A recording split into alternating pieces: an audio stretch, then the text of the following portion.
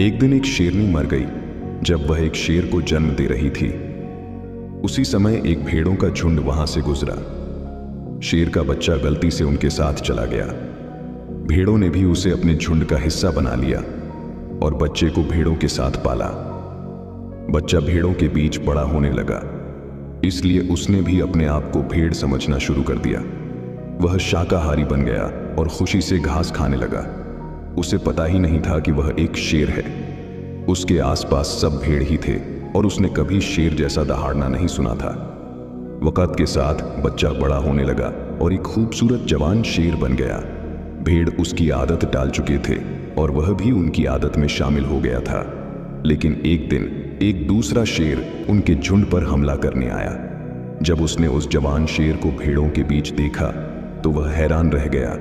उसने ऐसा कभी नहीं देखा था। उसने फैसला किया कि वह इस जवान शेर को पकड़ेगा और देखेगा कि यह क्या हो रहा है। जब शेर ने झुंड पर हमला किया तो सब भेड़ अपनी जान बचाने के लिए भागने लगे। जवान शेर भी अपनी जान बचाने के लिए भागा। शेर को पकड़ना मुश्किल था, लेकिन उस दूसरे शेर ने किसी तरह से उसे पकड़ ही लिया। दूसरा शेर उससे बोला, तुम पागल हो, मुझसे क्यों भाग रहे हो? जवान शेर रोता और घबराता हुआ बोला, मुझे छोड़ दो, मैं एक गरीब भेड़ हूं, मुझे जाने दो। वह डर से कांप रहा था और भेड़ों की तरह ब्लीडिंग कर रहा था। दूसरा शेर समझ गया कि क्या मामला है।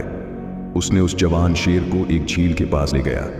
जवान शेर डर के मारे जाना नहीं चाहता था, लेकिन दूसरे शेर ने उसे जबरदस्ती झील के पास ले गया। झील शांत थी और एक आईने की तरह चमक रही थी। दूसरा शेर ने उस जवान शेर को पानी में देखने के लिए मजबूर किया। उसने कहा, मेरी शक्ल देखो और अपनी शक्ल देखो, मेरी बॉडी देखो और अपनी बॉडी देखो। जवान शेर ने आंसुओं भरी आंखों से झील में देखा। पहली बार उसने देखा कि वह भेड़ नहीं लग रहा था, बल्कि एक शेर लग रहा था। उसने समझा कि असल में वह एक भेड़ नहीं, बल्कि एक शेर है। और एक पल में उसके अंदर से एक जोर से दहाड़ निकल गई। उसकी दहाड़ सुनते ही पूरा जंगल कांपने लगा और सब भेड़ गायब हो गए। अब वह एक बिल्कुल अलग इंसान बन चुका था। उसने अपनी असली पहचान को पा लिया था। भेड़ों के साथ जो पहचान उसने बनाई थी वह एक धोखा थी। अब उसने असलियत देख ली थी।